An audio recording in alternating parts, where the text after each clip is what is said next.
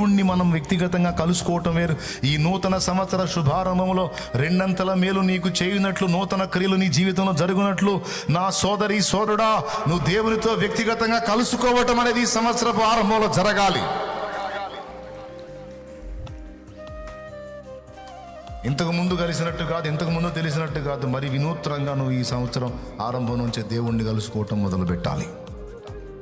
నేను కూడా దేవుణ్ణి వినూత్నంగా మళ్ళా కలుసుకోవటం మొదలు పెట్టాలి. ఒక్కసారిగా నీకు మొత్తం అర్థం కాదు ఆయన గురించి. నువ్వు అందుబాటులోకి వెళ్ళే కొద్ది ఒక్కొక్కటి నీకు చెప్తా ఉంటాడు, చూపిస్తూ ఉంటాడు. అంతా అర్థమైపోయి దొరికేసి ఏదో నీ సంఖలోకి వచ్చేడు ఆయన. గుర్తుపెట్టుకు ఎల్లప్పుడు నువ్వు ఆయన సంఖలో ఉంటావు కానీ నీ సంఖలోకి రాడు ఆయన. అర్థమైందా? ఎత్తేసుకున్నాను, మొత్తం దొరికేశాడు దేవుడు, సంఖను ఎట్టేసుకున్నాను అంటే నీకు లేదు నాన్న. ఎప్పటికీ నువ్వు ఆయన సంఖను ఉంటావు, ఆయన నీ సంఖలోకి రాడు.